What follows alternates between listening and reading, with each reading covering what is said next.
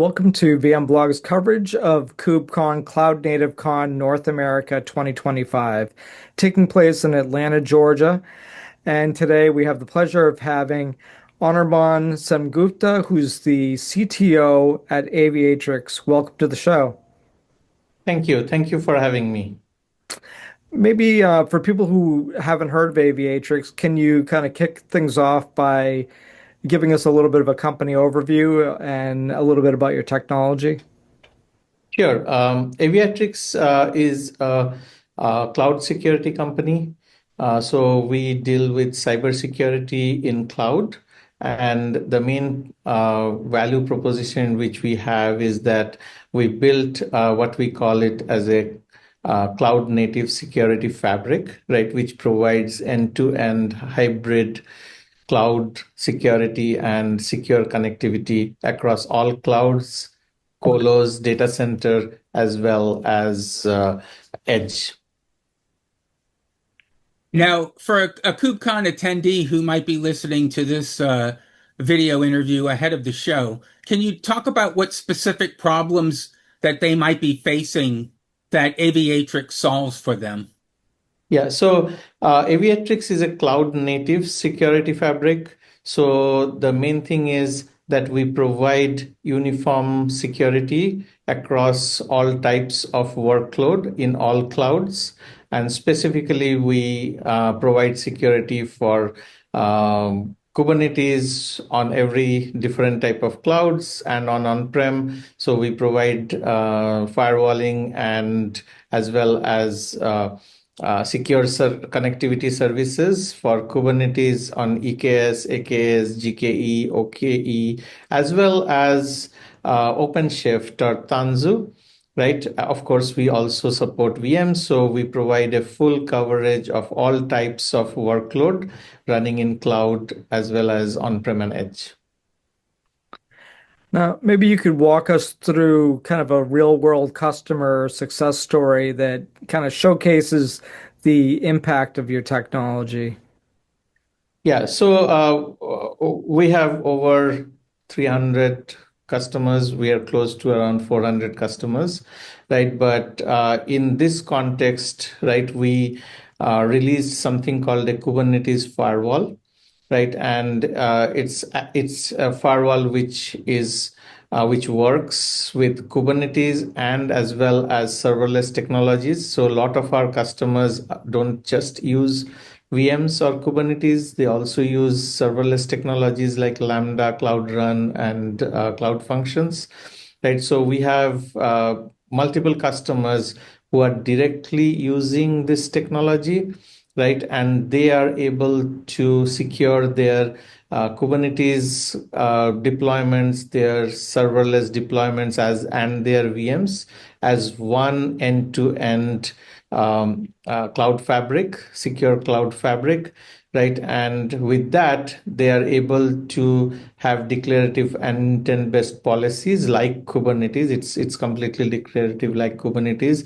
and they can put firewall rules based on their pods, their nodes, their namespaces, their services, all of that in a very cloud native form. And we also provide infrastructure as code, right? As well as we have a CRD which runs in the Kubernetes cluster, right? And it can be easily integrated with the DevOps pipeline with the YAMLs we provide, right? And this customer has automated their whole cluster as a service, right? Using guardrails with Terraform as well as YAML for the DevOps pipeline. Now at KubeCon, it's a big successful show. There's going to be hundreds of vendors showcasing their wares on the Expo floor. What thinking about you've already given a really great rundown of the company's technology, but what is it that you say, sort of differentiates yourself from others in the market, or I guess more specifically, what makes your technology unique?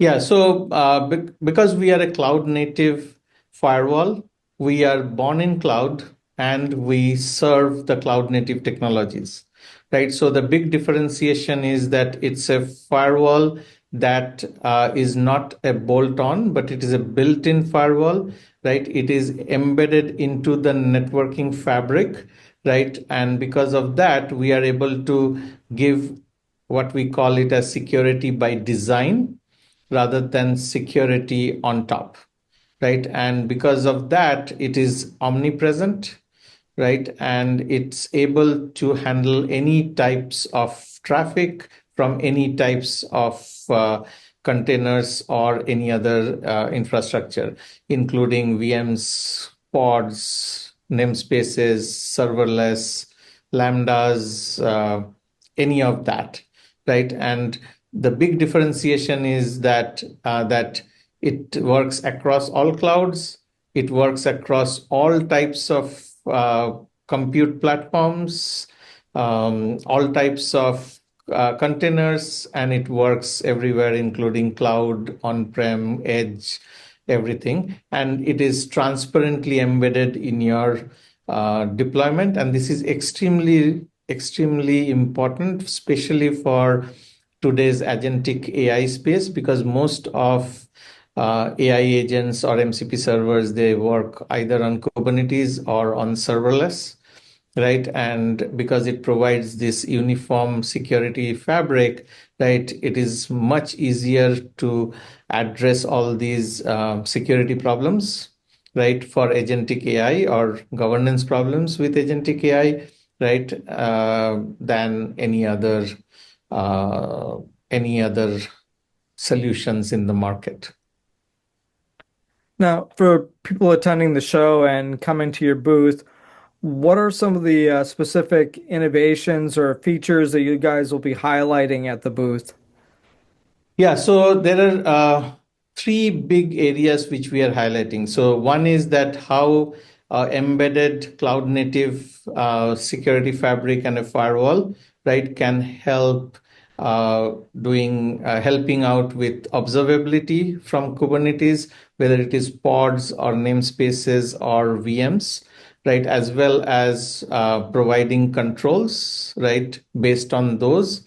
And it just works from a single pane of glass. Like it is a centralized configuration and a distributed enforcement. That's one big thing.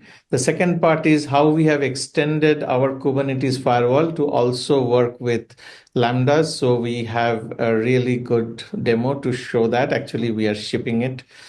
So I won't call it a demo, but but it's on the truck. And then we are also showing a very cool forward-looking demo where the customers can really do network segmentation and also bandwidth enforcement based on Kubernetes resources. So the customers can say that, okay, my dev pod can only do 1 gig of traffic, but my production pod can do 10 gig of traffic, even if it is on the same cluster. So these are the three key areas which we are showing. One is we are showing egress, east-west, and ingress security based on Kubernetes resources. We are showing observability and controls for serverless. And last but not the least, network bandwidth management based on Kubernetes resources. Very cool.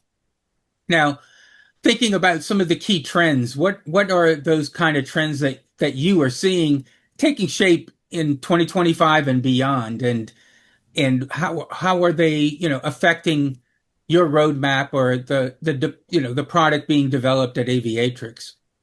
Yeah, so the biggest push which we see and which is like a game changer and paradigm shift is AI. And AI is basically used in every aspect, starting from development to production, right? And every vertical, so to speak, right? And it is not just earlier, it was more like a training and inference and LLMs, but today it has moved to agentic AI with maybe hundreds or thousands of agents working autonomously with MCP server and MCP client technology, and it has been democratized. The big part is that today AI has been democratized, and it's being used everybody, everywhere and anywhere, right? And it is being used by everyone, right? With the democratization of AI, right, comes the big burden of how we can secure it, how we can govern it, how we can maintain compliance. And this is a big thing for enterprise customers, and how we have already built our infrastructure, right? We are really in a great position, right, to take advantage of our architecture and our current product, right, to extend it to a agentic AI workspace. So a lot of our roadmap of today, as well as moving forward into 2026, right, is about how we can secure agentic AI workload and how we can put governance on the agentic AI platforms for enterprise, because most of it runs on Kubernetes or serverless. And because we have a very differentiated technology for securing Kubernetes and serverless technologies, we are really able to secure the agentic AI workloads for enterprise customers. And we are working with few customers as design partners, right, to secure their agentic workload. But this is a big challenge for almost every enterprise customers I talk to. Now, sometimes it's difficult to remember when you meet so many different companies at a show like this. What was it that they do again? And so, if you could have that one message that you want attendees to take away from your booth, what is it that you want them to know about Aviatrix? Um, we are a born in cloud and built for cloud security solution, right? That's why we call it Cloud Native Security Fabric. We don't take a on-prem solution and trying to fit it into the cloud.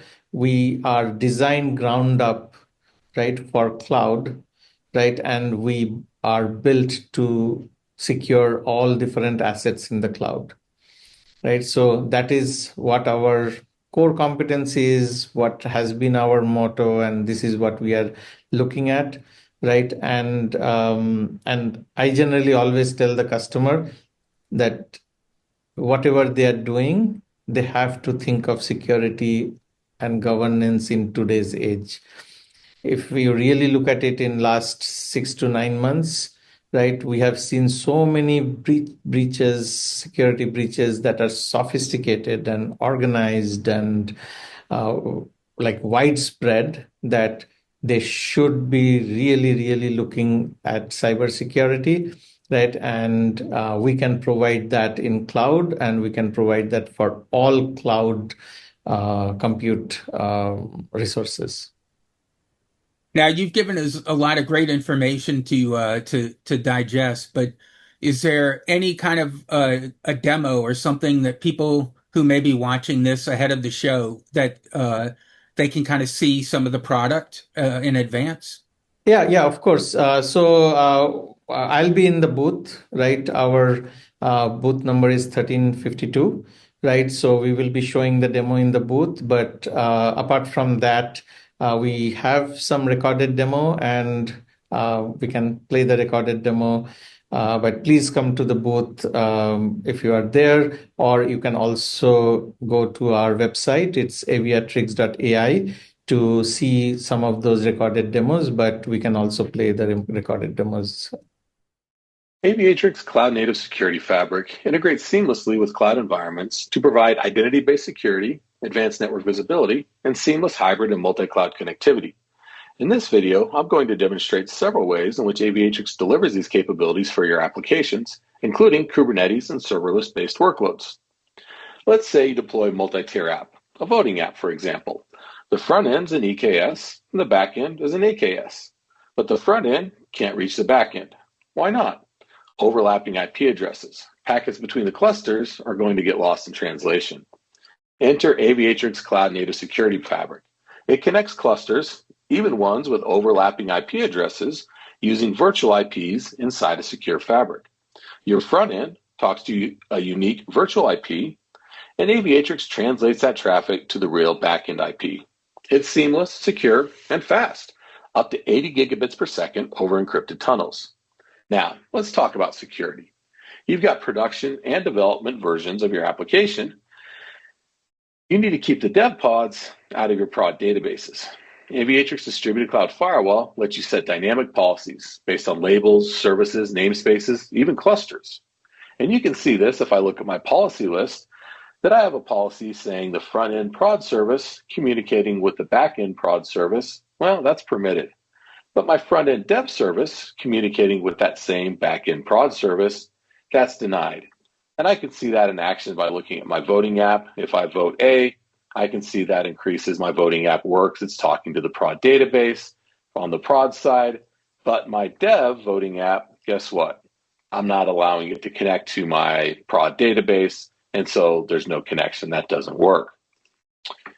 Now, what's really unique and interesting about this is you notice my source and my destination parts of the policy, they're not based on an IP address or a zone or a subnet. It's based on what we call a smart group. These smart groups allow you to dynamically set policies based on cloud native identities. Things like VM tags, or in this case, I could do it based on various Kubernetes workload types. For example, cluster, namespace, service, or any labels that might live there.